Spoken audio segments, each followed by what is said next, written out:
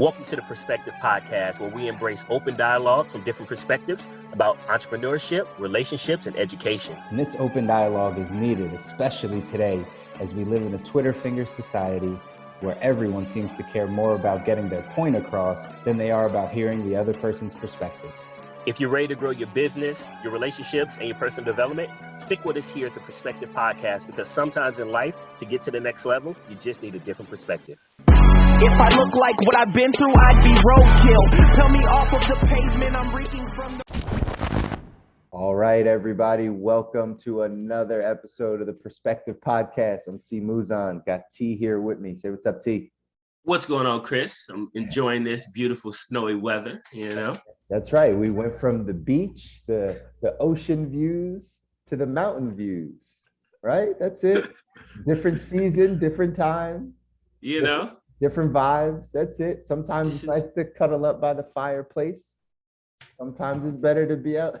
Sometimes it's better to be out on the beach, on the sand, right? So I'm glad to see you picked your vibe this morning, brother. I'm just saying, man, for everybody that's not able to see it and you're just listening, just know that it just doesn't make sense to have a sweater on at the beach. So that's not the vibe at the beach, man. It's not at all. I've seen it before, though. I've seen it. I'm sure people do all types of things. I've seen the opposite. I've seen people in no clothes at the right in the mountains in the snow. So that's true.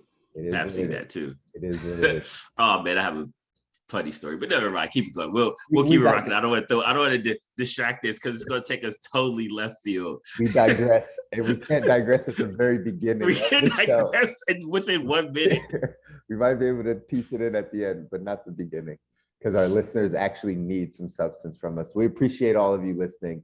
As always, these conversations that T and I have are for you to hear our perspective, but also drum up your own perspective.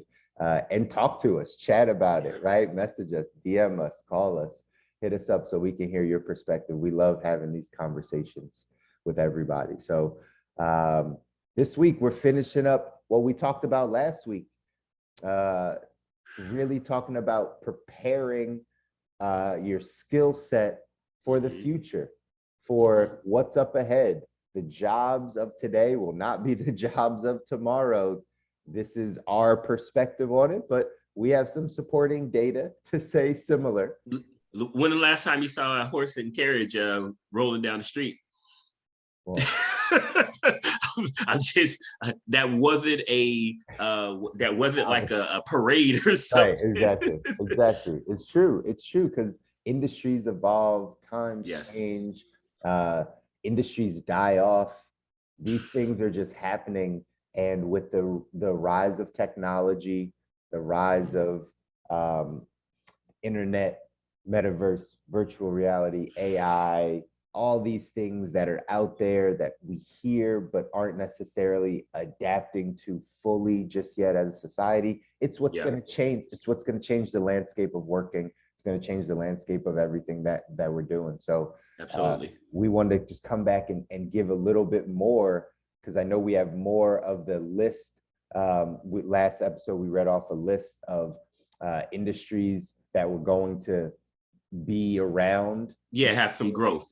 Over the next 20 years or so, that was going to be some major growth. And these are very practical, industries. And as we talked about, Chris already kind of touched on, like metaverse. There's some abstract, for some people, right, and even still for me at times, abstract industries that are going to be created.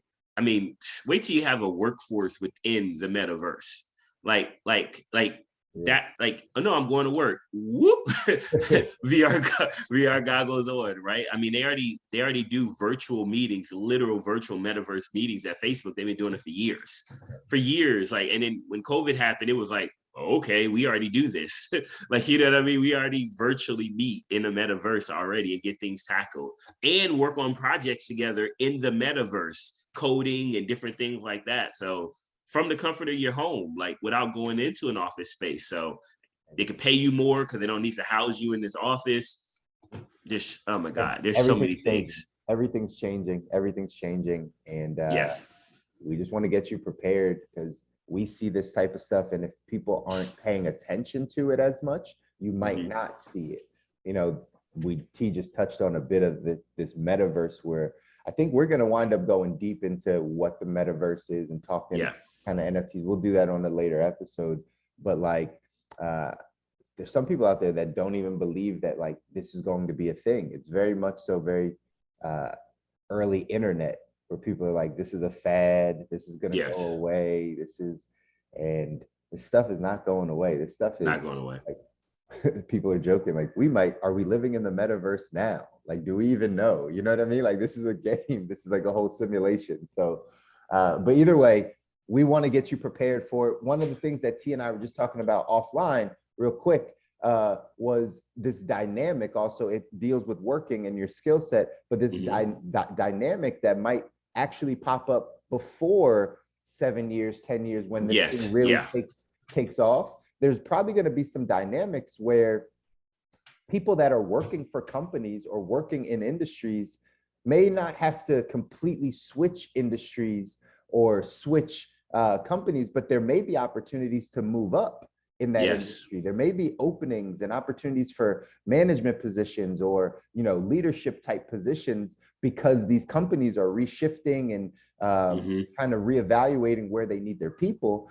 And what we're kind of talking about is, you know, we've probably both seen this on different sides of different industries, that sometimes when people make the jump from just regular level, entry level employee, or even, you know, just staff member, however you want to call them, to management or to leadership, to that next position, they often don't know what they're stepping into, right? And they're not aware fully of what actually is going to happen when they go from that staff member or just regular employee to someone that's in a bit of a leadership position. And I think we wanted to touch on that because this might give some of you out there a little bit of insight, because that might be you saying like, I have this job right now, but because my industry is blowing up or my industry is shifting and I've been here for some time, I might be able to jump into management. I might be able to get that salary raise or that bonus or that bump, whatever it is. But what are the things that now you might need to take on? What skill sets might you need to change? T, kind of go down that path a little. Well, yeah, I think it's the thought around this whole context of this conversation has been preparing for the future, as far as, is my industry going to shift and it leave me and I need to acquire new skills to switch industries, or do I need to switch companies that are more progressive, right? So maybe I need some skill sets there. But then there's the opportunity which we neglected last week, which is, well, hold up, what if I just what if my job went away, but I just increased my skills and moved up to where the job did stay essentially at my company, and I shifted and I needed to go, you know, to a different leadership position. And it's so interesting to me, as I've been a leader for a number of years, and my responsibility was developing other leaders. And we were talking about this. And my favorite question, anytime someone says, oh, I want to be a manager one day, I want to be a supervisor, I want to be a leader, or whatever it is. And I always say, well, what's your definition of leadership? Like, how do you view leadership? And or why do you want to be a leader? It's actually my first question. And it's so interesting. And I'm giving some people some pieces of advice. If your boss, if you ever raise your hand and you say, I'm looking to be a leader, and your two primary answers is, I don't feel like doing what I'm going to be doing any longer for whatever reason, and I need to make more money, you probably put yourself at the bottom of the list, or you might have took yourself off the list depending on the company, right? Leadership is not about you. Like, you are literally saying, I don't want it to be about me anymore. I want to care about other people. Chris, you reminded me of something Gary Vee talks about. When you go to leadership, you are now working for your people. So in your job, if you're a staff member or entry level and you're like, I'm working for the customer, Well, as soon as you say you want to be a leader, now you're saying, well, I'm working for the customer, I'm working more for the company, and I'm working for all these people that I'm going to be supervising. So now your capacity has to grow, because now you have to get a group of people to be motivated to work for the customer and the business the same way that you were now. And now you actually have to serve more, You actually have to work more. You may not physically be doing the day-to-day type of deal, right? I worked in the car industry for a long time. So you may not be the one selling the car all the time per se, but you are the one that's ensuring the people that are selling the cars are in a good spot mentally, emotionally. They have all the tools and the things that they need. You now are working for another group of people that are more close than even the customer. See, the customers leave. That group of people still there. Right. That group of people you working with 40, 50, maybe 60 hours a week. Now they're looking at you like you got to serve me. We used to say external customer, internal customer, right? Like that was just a way of like a quick reference. And so if you are going out there, your two primary reasons for getting motivated is you don't want to do that job anymore and you just want to be able to make more money. Like I'm just telling you right now, you're not even in the right framework for leadership. So true. It's so true. I can give this similar guidance or similar kind of thought from the restaurant world, from the hospitality world. It's funny. I had a conversation with, I was, sitting somewhere eating some food, and I had a conversation with the bartender, and the bartender was talking to another staff member about her going into, or the other server was asking the bartender, like, how do I become a bartender? And the bartender was basically saying, like, you just got to work your way up, pay your dues here, right? You become a bartender. And then I overheard that, and I was like, if you do that, the next step is they're going to ask you to go into management. I was telling the bartender, and she laughed, and she was like, they already got me, right? I'm in training right now. And I was like, I know, because like that's like the levels of it. I was like, but only do that if you're willing to stay in the restaurant, because once you get into management in the restaurant, your whole life is going to change. You're going to take a pay cut, because now you're salaried instead of hourly. Now all of a sudden you're going to have more responsibilities, and because now you're not just tending bar, you got to like make sure staff are okay and all these things. And I was like, your entire position changes. And you could tell she kind of thought about it for a minute and then just kind of laughed it off and was like, oh, well, I'm gonna do my bartending thing. I was like, all right, you know what I mean? Yeah. And that's where people don't understand. Like you said, T, once you get into management, you're now serving your people. Yes. So much more. And when you're just at that regular staff member, that regular employee position, you're only taking care of the customer. That's your only job. Take care and being a good team player, right? Like you serve, but showing up when on needed. time. Right. Yeah, exactly. But it's not your main responsibility. I used to say, when I was working in restaurants, the reason why I was a good manager, I was a go-to manager, is because I actually did serve every part. I served the staff. Like they knew that if there was something happening either between them or between them and a table, like I would have their back. Like I'll be good. I'm going to serve you in your position. Guests always knew I would serve them, because if they needed something, right, I would take care of them. I would serve our customer. I would make sure that they left with a pleasurable experience. Then the other side of management they don't talk about is now your upper management. When you're now at next level, you got to serve them even more so now. Even more. Now you're just serving them because now they see you as a person that could climb the ladder or to take on more responsibilities. So now you're serving them. And that's where a lot of people break, when you go from that regular staff member employee to that next management position. It comes with a lot of serving, a lot of responsibility, a lot of people focus. And it's not just a task focused thing. So just like T said, you just want to make money and you just want to get out of your role, leadership still might not be for you. You might want to just go find a different job. Yes. Right. that makes more money and do something different. And does something different. Absolutely. But a lot of times people stay in that comfort zone of like, well, I know this company or I know this, but you don't know leadership. And if you're not ready for that role, you're not gonna be good at it. And I'll say this, right? Like I have to be mindful of that when I've had people come to me and say that sometimes people haven't had good leadership, right? And I'm not like tooting my own horn, because I've been a poor leader to people before. I know I had. Looking back now, I was like, "Ooh, I was terrible," right? But like I was terrible. When you said that, I remember this real quick, and it's only a quick story. I almost got into a fight with one of my first line cooks in my first management position. I'm 23 years old, 22 years old. Oh my God. And my line cook is 40 something years old, Haitian guy. And apparently, I'm just You just talk. Hey, do your damn job. Yeah, right. Exactly. And literally, I remember him being like, "What? You want to fight?" And like, I came back on the line, type of thing. I remember that. I was like, "What was I doing? What was I thinking?" Either way, yes. We all have those.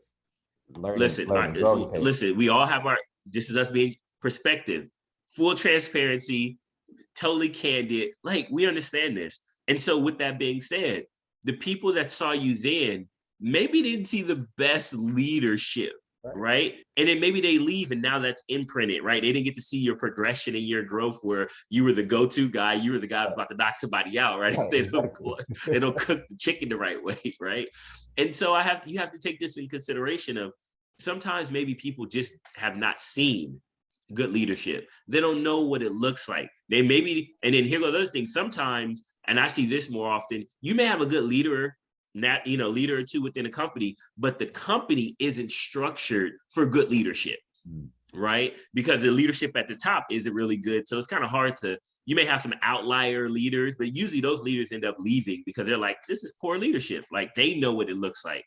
And so you have to be mindful of that. So we're saying all this in the context of, you want to prepare yourself for the future. And if you're preparing yourself for the future, then that means you need to be preparing yourself for upward mobility, or you need to be preparing yourself for readjusting your skill sets, and also maybe even readjusting just where you apply those skills at. Because I'm reading this book, it's called Barking Up the Wrong Tree. And it's a really good book. And it talks about like confidence, and it talks about like who can become a millionaire and what does it mean to be like the best of the best and have balance and all these different things. And one of the things that they talked about for career success was not only just your skill set, but being in the right pond.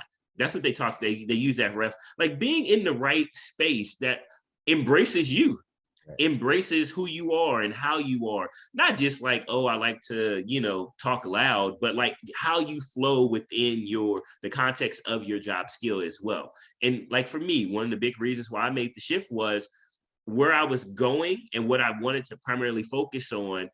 It was becoming more and more limited where I was at. So I had to make a change. So not only did I make a change of industry because I saw that happening, but also made a change of pond where now I'm able to flow, be myself, have a bunch of ideas, look at things, bounce things off, get shot down 50 times, get one through, right? Whereas in the other environment, you keep getting shot down, they're gonna start looking at you like you're incompetent, right? Like, it was just that was the pond. So being able to move up and have that, and we want to make sure we put that out there because we really care. Like, trust me, I've talked people out of the job. At the interview, I've talked people out of the job that was there, and not because like I was trying to get them out, but I'm like, is this really what you want to do?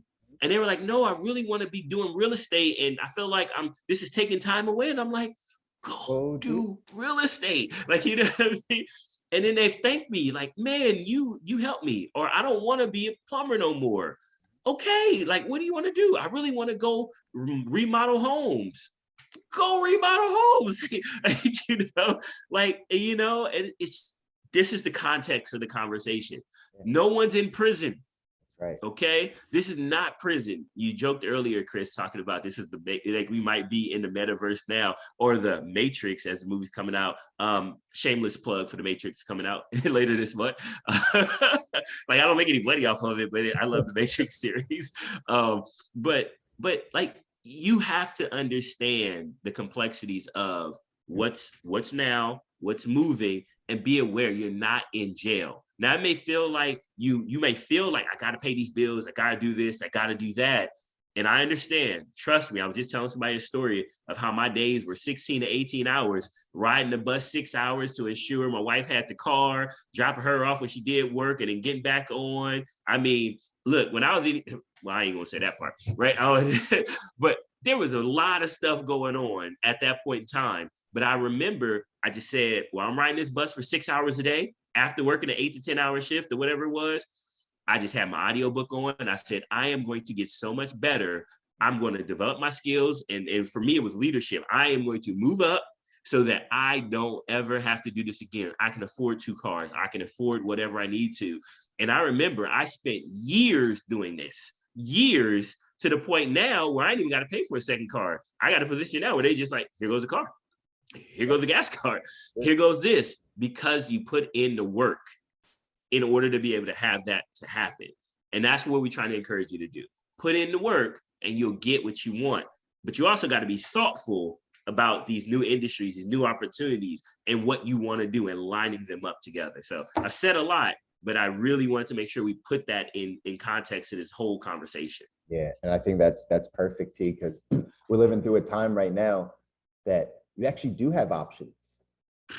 You're not like you're not a tree. You're not in prison. You're not a tree, right? Like you can change. Like you can change anything you want. We want to give you that permission. If you haven't heard it yet before, T and I will give you that permission. Like you can change. You can change. I often tell this to people that are feeling like they're stuck in one place or in one position. I always tell them, listen, you can change. That change will come with good and bad, pros and cons. Like if you just up and quit your job today, it might break you free, but now you have to pay bills, right? You're gonna have consequences. Like there's definitely consequences to each side, but there's pros and benefits to each side as well. So when you actually just go down the path of saying, okay, what is it that I want? What do I want to make happen? What's gonna, fulfill me the most? Then you start going about making the plans of making a change. We just want you to know that you can make a change, whether it's in your own job, whether it's in your own industry, whether you're getting out of your industry and creating a different skill set. Either way, it's just change and you can make it happen. You can make it happen. And so from that side, what we talked about of just even moving up in your own company or within your industry, because there's a lot of that happening. I sent an article to my buddy because he's in the cybersecurity space, and we had a conversation a long time ago, maybe a year, 2 years or so ago, about him going back to school for cybersecurity. And I was like, listen, the industry is already getting there. Just go work for some good cybersecurity companies. You'll be able to work your way up because you're not going to need the degree necessarily. You just need to get your foot in. And I just saw an article on LinkedIn this past week. I sent it to him, and it literally said that it's like the cybersecurity industry is begging for people. They're talking about regardless of degree or regardless of experience, they need you in. And I circled that part and I sent it to him, and I was like, see, told you, this was the time. Just get in, and you don't need to go to school to learn it. You just need to get in and pick up your skill set, grow that skill set, and you'll have a career in that industry. Would that be considered information security analyst, cybersecurity? That's number 16 on our list. Great segue, Chris. Let's go right into that. I'm like, hold up, that's what it was on our list. It's a booming industry. Average income in 2020, $103,000. That's the median income. Guys, listen, this is where I feel like I'm very practical about these things, very logical about it. We all use the internet so much more. We all are dependent on technology to some degree. We're all dependent on transacting that way, getting our information, something communicating, all of it. We're dependent on these things. So what if there was a cyber blackout? What if there was a way that all of a sudden the internet stopped, or you got your accounts hacked and then you can't get on any of them? Of course, this is going to be a big industry. Of course, The more you get online, the more security you need. Let's just call a spade, right? Yeah. The more people are online, the more security you're going to need. And we haven't even touched on the security once they start figuring out ways with the blockchain. Now, the blockchain is kind of built in with security, but there's even going to be levels to even that. But it's all coding. It's all computer text. It's all people. That's where hackers come in. You can just recode, uncode, right? You can just do all that stuff. So that's where there's going to be a real need for people. There's going to be a real need for people in that cybersecurity, space. Funny, when we talk about security, this probably isn't on that list, but I'll throw it out there. One of the securities that is going to be needed, this is a business idea I'll throw out there. It's the cannabis industry security. You talking about for their, which part of security? Because I go ahead, which part?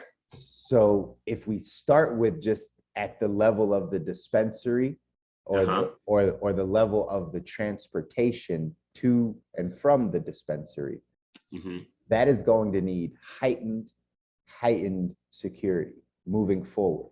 If the cannabis industry continues to grow the way that everyone believes it will and become legal and all these things, I'd be curious to look back at the time of prohibition, right after prohibition, and if it was a thing for like people to steal alcohol or like loot a bunch of alcohol and stuff like that.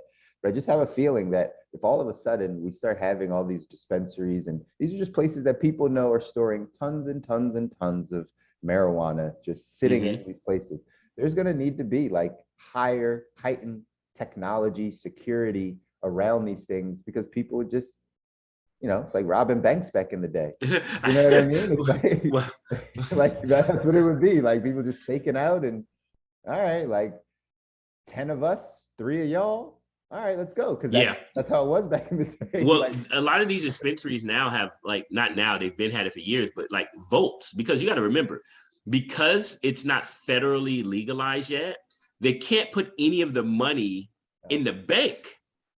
So I have a friend, and I mentioned him before on the podcast, Vince Birdwell. He passed away a few years ago, unfortunately of a heart attack.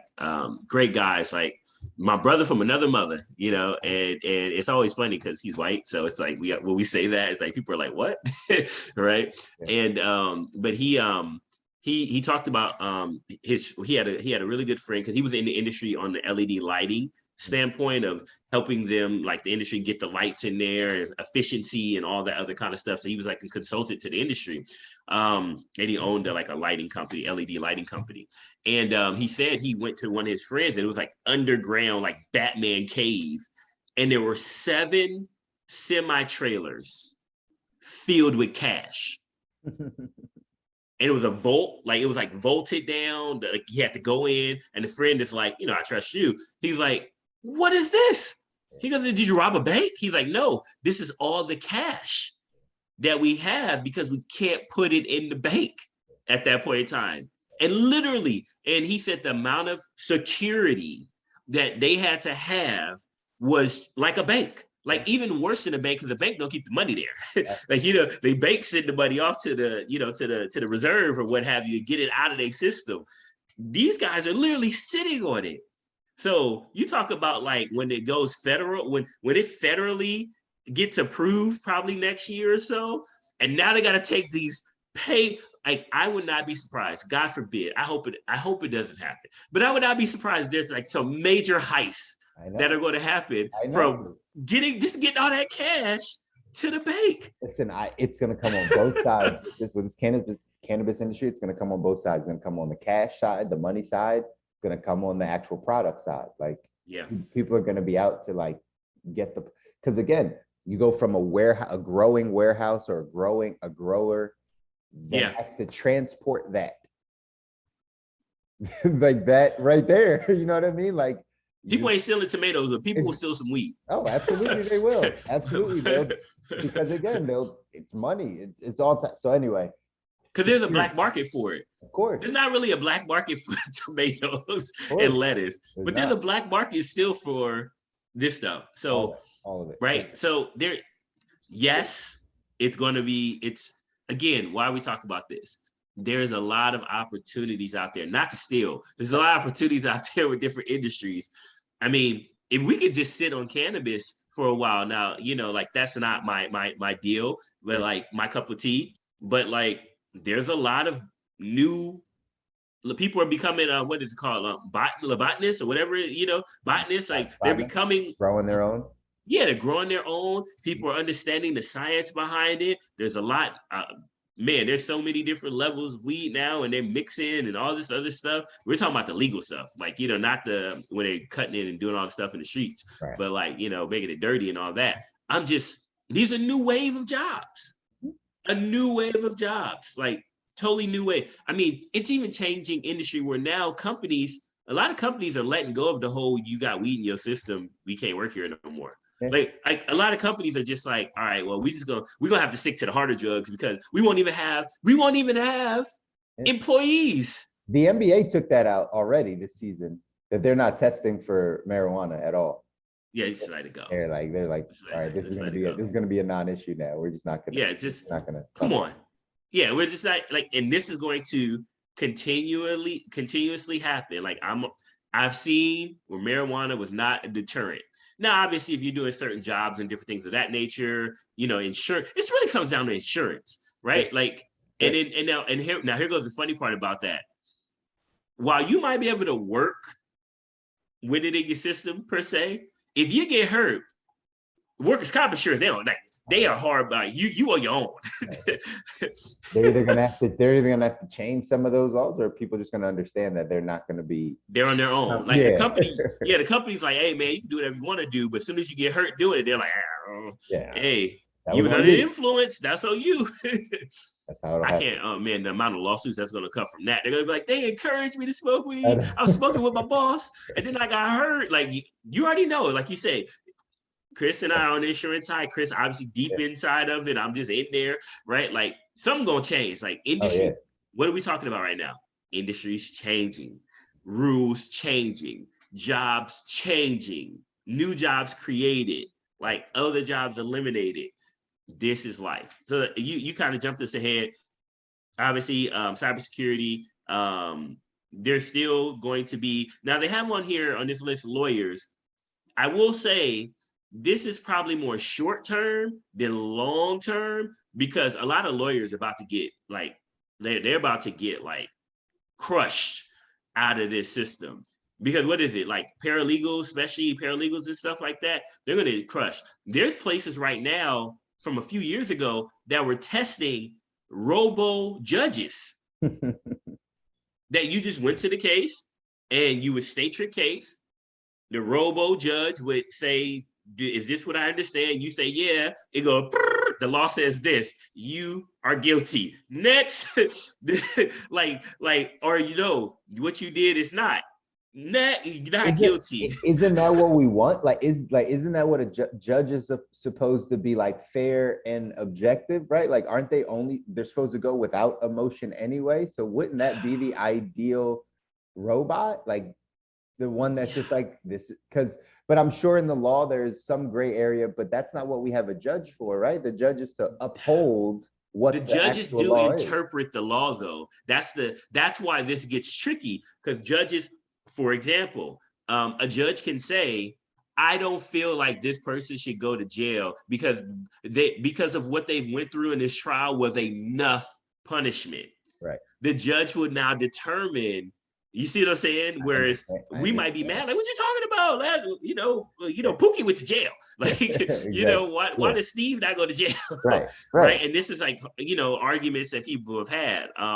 Or Pookie didn't go to jail, but Steve did go to jail. Whatever it is. So judges have like, and then judges set precedents, but then other judges may say, well, I don't agree with that precedent. So it's the gray area, but judges should be objective, pretty black and white about, hey, this is the law, this is what it is. But if you go to robo judges, the law will become even more like very black or white. Like if you want something different, you just got to change the law. Yeah, it'd be very, very black or white. But right. So lawyers is in there. But here, real quick about the lawyers. I really think that, again, this is going to be something where we're looking at different types of attorneys, different lawyers, right? Like there might be some things that are going to emerge that people are going to need more assistance for in the court system. It might not just be all criminal attorneys, right? Because when you break down lawyers and attorneys, there's a wide range of those. Oh yes, corporate. You got injury. You got family law, right? You got divorce law, right? You got all types of stuff that's in there, not just criminal stuff. You got contractual law. Like there's so much in the law field that probably, again, us not being super deep into that space, there's probably going to be some emerging, attorney segments that are going to come out that people are going to be in high demand. If divorce attorneys aren't already in high demand, which I'm pretty sure they are. Well, the ones where it's heavy reading, heavy research, that's where a lot of the technology is going to take people out. Like, you know what I mean? The same thing. They have accountants on here a little bit further down, but same thing. It's like TurboTax is amazing. it's not it's not like always the best, but like if you're generally, you could go to TurboTax and be pretty spot on. You know what I mean? Like that's technology. Right now we have I've done my taxes on the phone before, right? Like when it was simple W-2s, like anything high information, high data, high research, like you're not going to need people for that anymore. Like, you know what I mean? As much. That game is already being won by all the companies that have AI technology, right? Like they're already developing that stuff. So it's going to make it easier and easier for people to be able to do what they need to do, because this robot, this AI, this artificial intelligence kind of thinks for you and helps you down the path. Yes. So it makes it very simple. So that's the financial industry. They're light years ahead of people on the trading and stuff. Like when you're out there trading, like I'm talking about trading, you're trading against a machine. You're not trading against people anymore. Training against a machine. You have been training against people for like 10 years.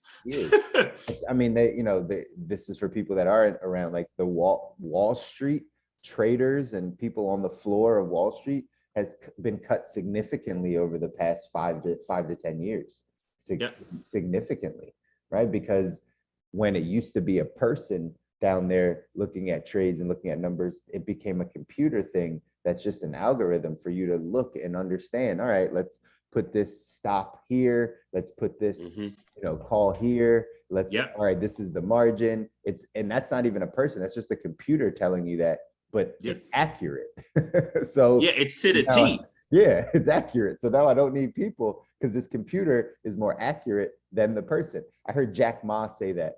I'm going to butcher kind of the quote, but I listened to him say something along the lines of like, the first age was the industrial age, which allowed us to go from like using just our hands to using machines, right? The machines assisted our hands. And then the next one was information, which is what we're in. We're now, right, the computer has more information than our brains have. So we don't actually need the information. And so he says the next wave is like the emotional, the EQ, the empathy side. Like that's the thing that we have to start training children in and equipping our people in, because that's actually what robots or computers can't do just yet, right? They don't have.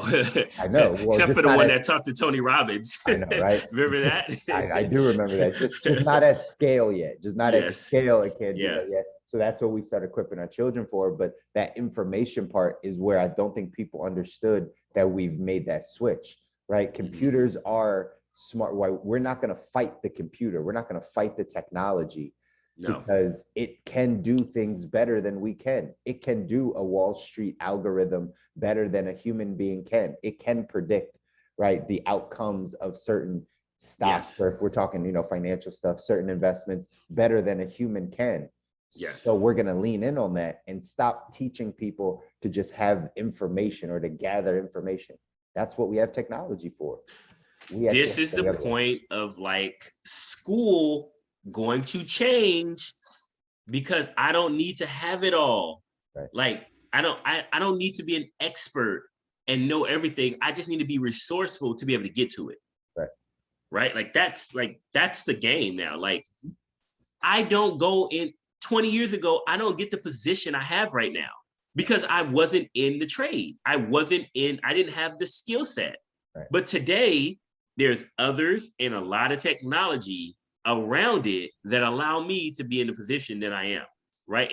Now, a lot of the knowledge is still held in, right? But it's starting to transition out, which opens the door for people like me to now come in and still don't even know it, but can run the business side of it. Why? Because the business is already automated. Like the business side is already automated. That part's already automated. Now we're just running automation. And really, it's EQ. It's who has the ability to influence people to go in a particular direction. And I know people are like, I don't want to influence anybody. You're always influencing somebody, even if it's just yourself. I influence myself every day to go to the gym. I influence myself. I influenced myself yesterday not to eat a donut. Right? Like you got to be like. Again, we keep bringing these same things. They keep coming back around because it's the reality of it, right? So as we keep going through this list, I know we want to try to get through it. Physical therapists. That's going to be a big one.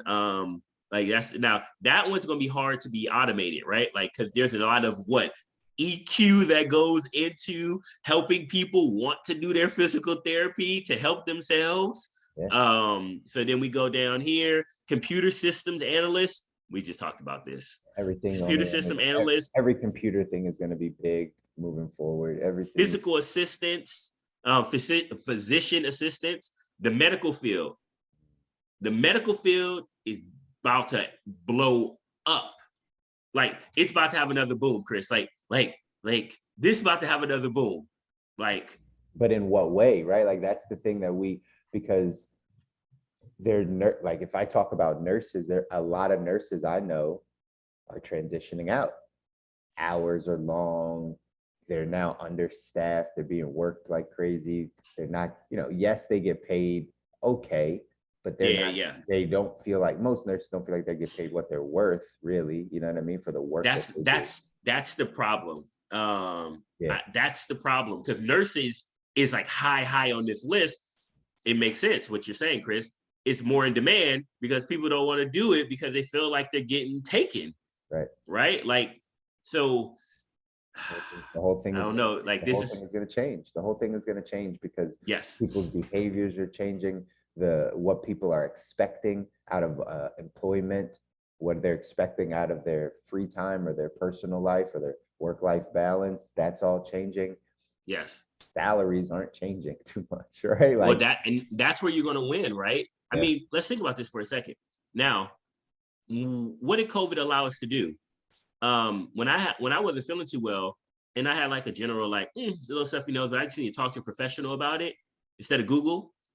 I pick up my phone. Hey, doc. Need a video call. How you doing? He's like, hey, how you doing? Or she's like, hey, how you doing? I'm like, I got this going on. They're like, let me see. Like, they're doing their normal things. And then they're like, all right, you know what? You're good. Here goes the prescription. 5 minutes. No more. Got to take the kid out of school, or I got to stop. I can't go to work. I'm going to be late. I literally want in 5 minutes. If something seems a little bit off, they like come in. But for the most part, technology just put it away. How many nurses now don't have jobs because people went this way? Doctors now are seeing 5 times more people now of just the natural, like the basic stuff. Like, Chris, like, it's all changing, man. It's all changing. So now if you're an employer, like I don't need a lot of nurses. So now what's going to happen is I may have less nurses and less office staff, and the people I do have, I just pay more. Because, like you said, so many people just pay more. But who are the people that are going to get to stay, Chris? Tell the people, who are the people that are going to get to stay? I mean, it's always going to be the people that bring the most value to the company, that bring the most value to the doctor, bring the most value to the person. Like, it's always the people that have improved themselves and have the skill set to add value, more value to people. And guess what? Half of that battle, in my opinion, is how you make your boss feel. It's the EQ. It's still the influence at the end of the day. Chris, have you ever been part of a downsize or anything like that, or seen it or heard about it? I've seen it. And have you not ever heard people say, I was better than them? How did they get to keep the job? And I did it. Yeah, all the time. Guess what? They played better in the sandbox than you did. Right. They played better in the sandbox. Now, some people may say, oh, that's brown nosing. No, that's called, like, for example, when you're dating, you're trying to date your wife, were you an asshole or were you a complete gentleman? Yeah, or were you a nice mixture of both because she might like that? Yeah, I was on my best behavior most of the time, but yeah, courting. Right, like so now, and when you realize, hey, I want this to go further, what was your behavior like? Like, I got better. I improved, right? Like, I continued to show that side that things are good. So if you want to move up on your job or you want a new job, treat it like a relationship that you want to go further. Like, people get indignant. I don't know why. Oh, I ain't got to be coming in here chit-chatting. I don't know any relationship that you built without having a conversation. Right. Like, I don't know. And I tell people all the time, you know where people get promoted? This is just my thing. It's after hours or before hours. Because now you got quiet time with the boss. You mentioned this a couple weeks ago, Chris. You get quiet time where the boss isn't maybe in go-go mode and they're just chilling. You might see them on their phone. You may notice they were looking at something, you know what I mean? Or whatever. This is the time you build relationship with people, the same way you do with friendships, the same way you do with your relationship, like your marital type relationship or a boyfriend, girlfriend, whatever, or boyfriend, girlfriend, whatever your thing is, right? Like, you gotta say that these days now. You know, we're gonna get censored if we don't say it. Like, hey, that was just straight up. I'm just being honest. You gotta say it all the time now, right? Like, you know, we're not in a position to be Dave Chappelle yet. We can't say F you everybody and keep it moving. Right? Gotta cover all the bases, man. We gotta cover all the bases. I'm sorry. I'm sticking to the TikTok thing where the guy was like, you got to explain the birds and the bees and the bees and the birds and the birds with the birds and the bees with the bees and the bee that used to be a bird that's still a bee and it still got a stinger. Like, you know, it was like, it's a lot. It's a lot going on. A lot to explain. But nonetheless, in all of those scenarios, you are showing that you care and that you're interested in the other person, and you are building a relationship. There is EQ there, right? Emotional intelligence there to build those relationships.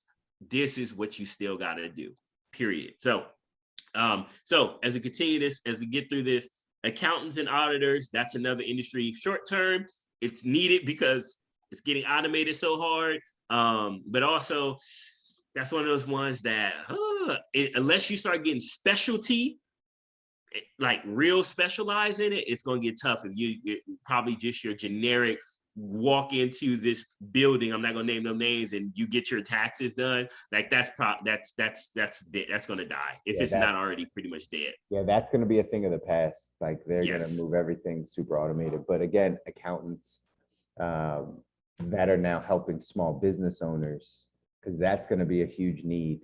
Yes, small business owners through this boom right now, because that's kind of what we're going through. It's crazy to live in it when sometimes we wish we could just kind of take a step back and see what's happening, and we won't know that until we move forward in the next 10, 15, 20 years. Yeah, we'll see what this looks like. We'll see kind of what this era was and what it was about. But remember, we just talked about this on the podcast that August and September, or September and October, like a large amount of people quit their job, 4%. Oh yeah, the great resignation. Yeah, 4% or 5% of the workforce like chose to leave in 2 months in the past few months. So that's going to have a ripple effect, and that's why we're even having this conversation. Yeah, but specifically down this path of accountants and auditors and things like that, it's because a lot of people actually transition to their own business. Yes. We transition to some form of supplemental income, whether making money online, making money by selling a product or some business. Ubering, DoorDash. Yeah, right. Yeah. Like we figured out kind of how to go about making money. Well, at the same time, ladies and gentlemen, the IRS is gearing up to bring in auditors to start auditing more people. Right. Mm-hmm. There was actually an article that they posted that said the IRS is hiring a large amount of agents to start to gear up for audits moving forward. And it's probably going to be 2023, 2024 type of thing. Because everybody got a business. Exactly. And you got the crypto side of things. You got all this other stuff, man. Why they're trying to bring in all types of like laws and regulations around people's Cash Apps and Venmos and PayPals and all those types of things, because they're figuring out like, people are figuring it out. People are transacting and we're not getting our cut. Exactly. We, the government. The government, right? People are finding ways to hide it. They don't have all the systems in place for them to track it. So the IRS is gearing up with their auditors. People need to start gearing up with their own auditors and accountants and bookkeepers and making sure that stuff is going to protect you. Yeah. Protect you from giving back all your money to the government. By the way, for everyone that's listening, just so you know, an audit is not what you want from the IRS. That is the last thing that you want. Technically, many people might not know this. Technically, an audit can go back as far as they want to go. Yeah, with taxes, it's unlimited, right? Yeah, it's unlimited. Once they choose to audit you, and they choose to audit like a year or two, and something's off, they can just keep going back. Mm-hmm. They can just keep going, right? And that, for some business owners, that could be very scary. And that's not the thing that you're going to want. So you're going to want to get ahead of this and be proactive to this. And that's probably why that they're on the list, to be honest. Yeah. Well, shout out to CP. He helped me set my LLC up officially, and he helped me. I stopped doing my own when I started doing all my crypto, my business stuff, have that. And I was like, accountant, like straight up, like, what do we do? Leverage our college teammates, college compadres, and was like, you got a small business, let me help you. You help me, because I already knew from the beginning, if I don't have my stuff in order, because what you just said, they can come back. And if I'm just messing around now thinking I'm doing nothing, I only made a couple $1,000s, and they come back and them couple thousand add up, couple thousand here, couple thousand here, couple thousand there, and I cross that threshold, your boy gonna be like Wesley Snipes. And I ain't trying to be like Wesley Snipes. Think of the amount of people that get hooked up for tax evasion or, avoiding taxes. And a lot of times it's just because either A, they didn't know, or B, they had a poor accountant or somebody. They had a poor accountant. Yeah. Like that's why people that bring in, lots of money from many different sources, you have to have like an accountant for your accountant, right? You got an accountant that counts up and does it. And then you got somebody that checks them and checks and does the tax part of it. Yeah. And like actually checks. Our company does. Our company does. Our company has an accountant. Yeah. And then, but for taxes, we have a whole nother mega firm that we use, because they're the ones that know, they're the ones that got the in with the government, they're the ones that meeting with the little Fed saying exactly what does that rule mean, but that's separate from our internal accountant, like you said, that's counting it all up on a day-to-day basis. Rule of thumb, like I learned this being in the new business I'm in, working CEO, he's like, you never want those two people to be the same. He's like, you never want those, because the person that's counting it up always can make up the story. Right. And especially if you're not paying attention or you're not as versed as a business owner, like in my business, like my current boss used to be an investment banker, and he was on the podcast. So he's like into it. He just doesn't prefer to do it. Right. But still, if he wasn't, most people don't know about accounting. They don't care about that stuff. But the tax part of it is a whole nother animal. So you like, what are we saying? People are like, oh, I'm not that big yet. You got friends. Right. You got people you know. Call us. We'll put you in front of people. We'll leverage our relationship. Right. EQ again, like understanding people, because you got to have these things. All these people side hustling, making their money, trading, bragging how they stocks going up and all this other stuff. Better be careful. We got to be careful. Like, just know Uncle Sam's got to get his. That's all. As long as you keep that in mind and remember. And if you're not keeping proper books, it's going to be something you're going to want to do, because it'll literally take away all your profits. It'll erode your entire business. The last thing you want to do. If you get into 50 grand worth of debt with the IRS, they can take your passport.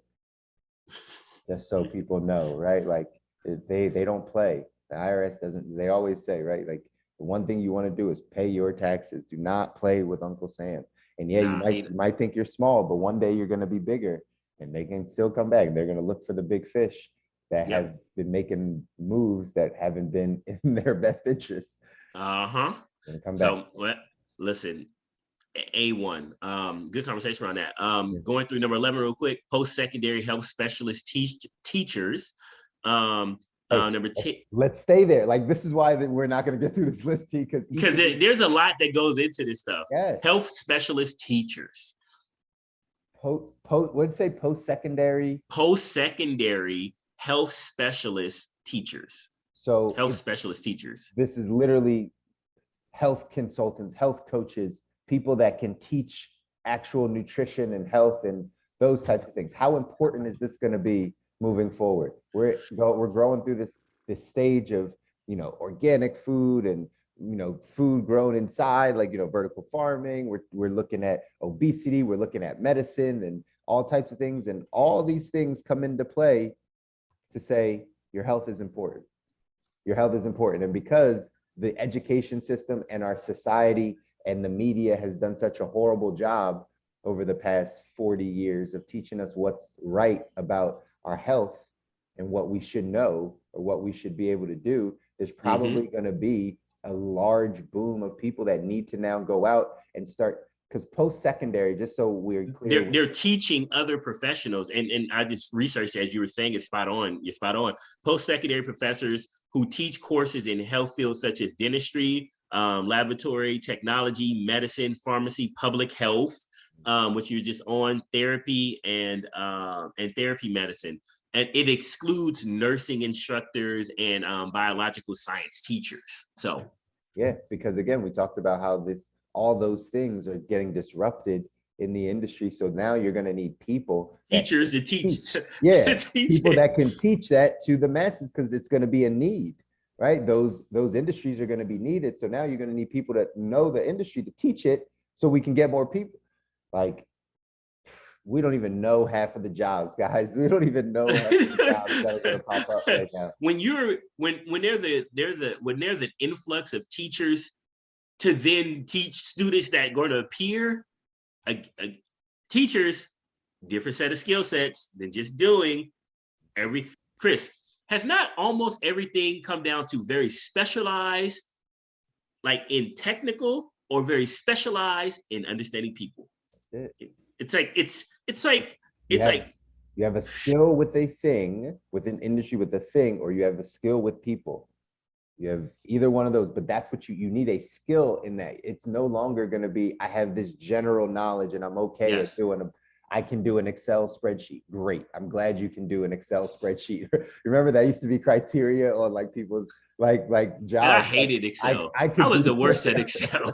I was the worst. You would put that criteria on there. Like, I could do, like, I know how to do Excel, Microsoft Word, Like, it's like, that's not going to be a thing anymore. You're going to need to have a specialized skill set.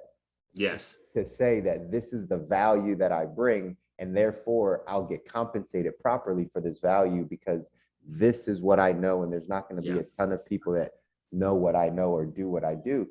And and then you'll be able, and then the Excel Word thing, that's just another way, or OneNote, it's just another way of saying these are the tools that I use for this skill. That's all it is. These are just the tools. That's it. So it's good stuff. I like that.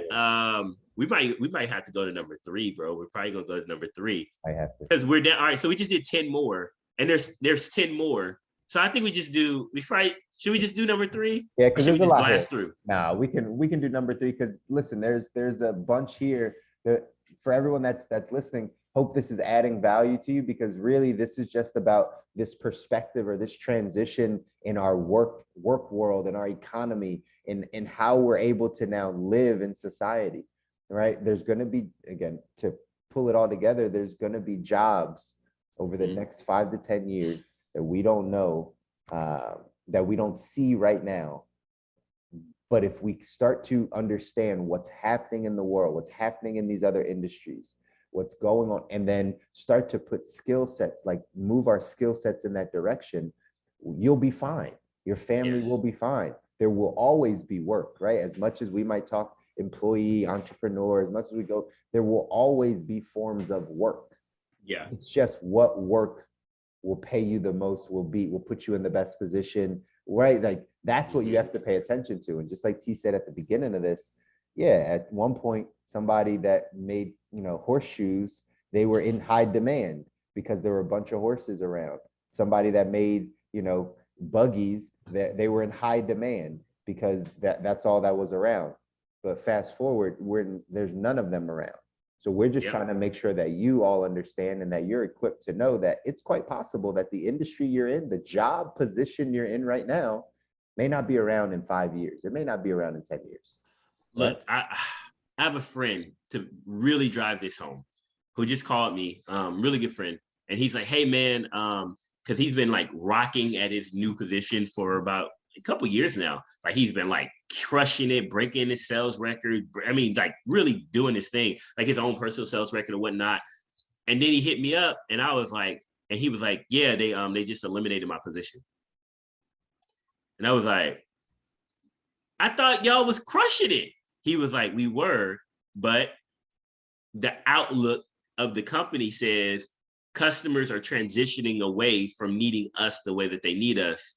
They want us to go from out in the field to over the phone and through tech support. Customers are transitioning that way. And he's like, we're a profitable department. We're all this, but it's going to ultimately erode, and they're transitioning us now. And now this company was a good company that said, we guarantee you a new position somewhere else within the company. You just have to apply for it. You'll get something else within, but that doesn't mean it's going to be the same amount of money. And it actually wasn't. Some positions had more money, some were less, you know what I mean, and whatnot. But it was just like, I'm good at this. I'm doing great. I'm doing everything I'm supposed to do. And the industry, the consumer has changed. Yeah. And the company wants to change too. And now I have 90 days to get a new position or find another job. I hate seeing anybody in that position, to be honest. Right? I listen. It's a good friend of mine. We talked about it a couple of times, and I was just like, I wouldn't even know. Like, I mean, I know what I would do, but I'm just like, I've been a part of a downsize where it was like, we like you, but you're not good enough to keep. The other person that came with you, we're keeping them. They're a little bit better than you for what we see, but you're good, but you're not good enough. So I got downsized. I was 90 days in. I wasn't even 90 days in. The place that I worked lost the revenue stream, and they were like, well, we're cutting back. Whoop. Everybody 90 days, get a quick evaluation, 90-day evaluation. Are you staying or going? And I did not make the cut. I was close, but I didn't make the cut. We're trying to save everyone out there. You know, hopefully these things don't happen to you, but if they do, we just want you to be prepared, because obviously they do happen. They do. Happen, right? Personally, and a good friend of mine. Yeah. His department's gone. Profitable department. Profitable. Gone. Yeah. And this is why I get on my entrepreneur rant. I feel nobody's gonna do that to me. I feel one coming up in my spirit. Oh, right Lord. now. I'm gonna try to curtail it, because we're at the end. Save it. But for real, like, this is why, like, don't ever put yourself in a position to have that happen potentially to your family. You should always have another stream, always have another outlet, always have something that you can control, that, because again, the hand that feeds you also has the power to starve you, right? Ooh. So, man, say that again. Yeah, the hand that feeds you also has the power to starve you. Man, I ain't never heard that before, Chris. And we didn't talk a lot. We had a lot of conversations, Chris, over the years. We've known each other since 2000. Yeah, five. And, oh my God, the hand that feeds you is the hand that can also starve you. I've never heard that before. I'm sorry. That's imprinted in my soul at this point. Because it's just truth. It's just truth. Always remember that. Hand that feeds you also has the power to starve you. Yeah. And it can starve you. So that's why you have to go create your own. You have to feed yourself. You have to find ways to keep feeding yourself, because we get dependent on these handouts, on the hands that feed us. And it doesn't play out that way long term. Just look around. Yeah. Just look around, right? Look at the people that is their life, or what they were doing. So we're just trying to wake some people up. Hopefully you guys get this idea, get this information, and take it in and start to educate yourself. Start to see, what are the trends? What are the industries? What are my skill sets? What are the places that I can maybe start learning something? And again, that learning doesn't mean you have to go back to school. Doesn't mean you have to go back to college. Like, there's plenty of learning that can happen outside of here. So just figure out, like, all right, well, what is it that I need to prepare myself and equip myself for, and to be able to make sure that my family stays good moving forward. That's the perspective we want to give you. That's the information we want to provide for you, so that you can be on top of this and ahead of this kind of tidal wave that's coming of all the transition, so that your family's taken care of. And I'll say this, and I wasn't going to say it, but it's just in my spirit. If you do, because like some professions require you to go back to school, like the medical field, you kind of got to go to school. I prefer you go to school too, right? Right now, the government, there's some places considered like deserts, like healthcare deserts, whereas there's not enough healthcare professionals, as you kept seeing this. And the government now is paying for 100% of your school if you go into the medical field and be willing to go to one of these deserts. Now, when I say desert, I don't mean like places nobody want to live. Like, one area that's considered a desert is actually Atlanta. The Atlanta area is considered a desert. I know this because one of my very close people works with the government, and that's what they do. They help people get their schooling paid for 100%. They work for the government. So let me say it that way. They're no consultant. They work for the government, and they're trying to give hundreds and millions of dollars away in paying for tuition to get people that want to go into the medical field, and they're willing to go help an area, add value. And these are good paying areas. And if you're willing to do that for whatever amount of time, you get all of your school paid for, whether you're trying to be a nurse, a doctor, or whatever. So if there is somebody that's like, I do, and I am considering this, hit me up and I can put you in contact with my people. And you never know, you can probably have your dream of going in and not having the debt that we keep talking about staying away from. Right. If there is resources available, be resourceful, hit me up, hit Chris. If you know Chris will connect you to me and we can make sure that happens, because they're looking for people like so bad right now. And the government's willing to say, we're going to pay for it up the front. Not after 10 years of you paying on your loan, not that program. I'm talking about the one that's like, there we go. We just gonna get it done. So hit me up. That's solid. They tried to do that with the teachers, but it didn't play out the same way of like, you know, that was a Teaching for America or whatever it was, where like, so get your degree. And if you work in this like inner city, right, community teaching will pay off your loans.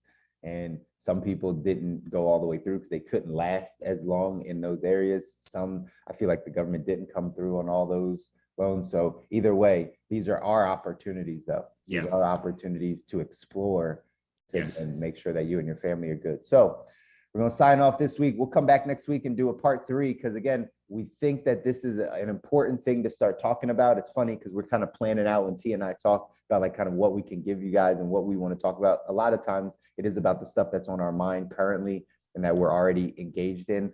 But we also are thinking about what you can use and what would be information or impactful for you. And so once we go through this kind of job transition thing, we're going to jump into some other metaverse, cryptocurrency, other things. We're gonna go heavy. That's right. And go really dive into it because it's important for you guys to start to understand this. It's not going away. It might seem like a bunch of hype, and there's probably some hype around it, but it's going to be something that's going to be in our society for some time. So you got to get the information, you got to get ahead of it. But next week we'll jump back on and talk about the rest of this transitioning of the workforce and continue to share our perspective. And we want you guys to continue to share your perspective with us, right? Absolutely. Hit us up, let us know how we can assist you, or at least just have a conversation and share our perspective or share your perspective with us. And then obviously, again, the reason we do this is so you know there's no right or wrong. It's just about your perspective. That's it. That's it. I like it. Cool. Let's sign off for this week, guys. Thank you guys. Subscribe, like, all that fun stuff, wherever the button's at. You know how it goes. So, you know how it goes. Peace. Until next week. Take care.